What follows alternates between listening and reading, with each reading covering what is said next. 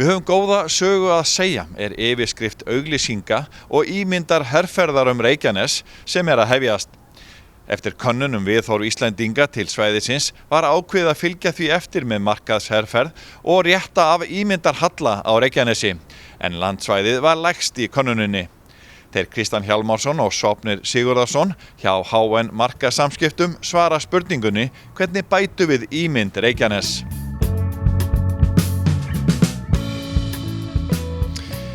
Við sjáum fyrir okkur að það sé kominn tími til þess að menn fari nú að segja kannski þessar góðu sögur sem hér út allt og hætti kannski að einblína á einhverjar gamlar mýtur og ranghugmyndir sem til staðar.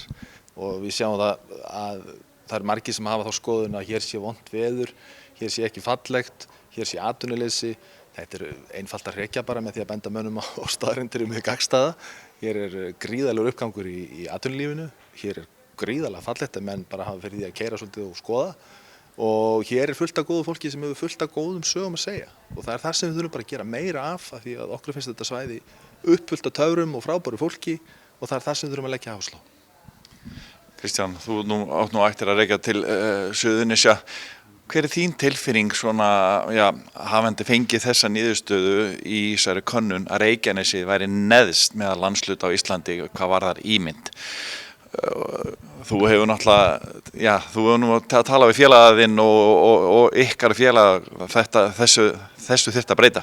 Já, sko í raun kom ég kannski ekki á óvart að Reykjanes væri hérna. Ég verð að viðurkenna að ég var sjálfur, þó ég ættingi hérna, dóttir mín býr hérna, faðir mín býr hérna, bróðir minn og systkini ólust hér upp, að ég var sjálfur alveg með smá fordóma í garð svæðisins.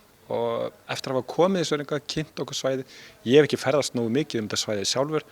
Það var mjög fljótt að snúast svona einhvern veginn minn hugur.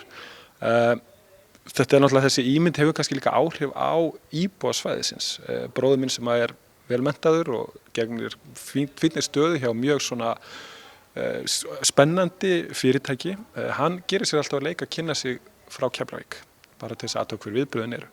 Og iðulega þá kemur aðeins á fólk sem honum finnst mjög skemmtilegt. Og einhvern veginn virðast þessi fordómar hafa ríkt bara því miður í garð svæðisins, sem eru ekki byggðir á staðreyndum og eins og Sváfnir kom inn á þá bara það okkar að draga fram þessar góðu, frábæru sögur sem eru í hérna. Þær eru leynast undir hverjum steini, algjörlega. Hvernig myndi í örfáum orðum lýsa Reykjanesinu í dag sem svæði? Já, góður maður lýsti hérna í desember að Reykjanes væri sætasta stelpan á ballinu. Ég held að það sé alveg hægt að taka undir það. Við erum búin að heimsækja öll sveitarfélögin núna, bæjarstjórna, við erum búin að hitta fyrirtækja eigendur hér og framkvæmdastjóra og aðra og tækifærin hérna eru eiginlega bara ótrúleg. Ég bara einhvern veginn hafði ekki hugsað út í Reykjanesi á þennan hátt. Við komum hérna á einn af mörgum ferðum okkar hérna svæði, þá voru hönnuðir með okkur hérna sem voru að skoða svæði, vildu upplifa að sjá hvernig það væri. Eftir ferðina þau aldrei komið hérna, eftir ferðina sagði ég væri til að flytja út í Hafnir, mér finnst þetta æðislegt. Og þannig bara svæði, þetta æðislegt svæði, frábært svæði, mjög spennandi. Hvernig ætlið svo að gera þetta? Verður markaðsherferð Reykjanes, hún að hefjast? Já, nú hún í starthólum og við erum í rauninni að leita að fólki sem hefur góðara sögur að segja. Því að við viljum í rauninni í okkar markaðsefni láta það snúast allt fólk sem býr hér á svæðinu eða mögulega starfar hér á svæðinu eða hefur þekking á svæðinu, nýtir sér svæði eins og eitt kollegi okkar sem fer að hjóla og hjólar alltaf hérna á Reykjanesi, þannig að þetta sé mesta hjólaparadís á landinu. Okkur vantar í rauninni að komast í sambandi þetta fólk, af því við viljum segja raunverulega sögur, raunverulega góða sögur af fólki sem að njóta þess góða sem hér að finna, hvort sem það atvinna, menning. Ég meina við erum ekki einu sinni byrjaðir að tala tónlist, sko. Þannig að við erum bara að leita að þessu fólki og erum komið með nokkuð góð nöfn og nokkra góða lag sem við getum fengið að presentera í þessum kynningum okkar.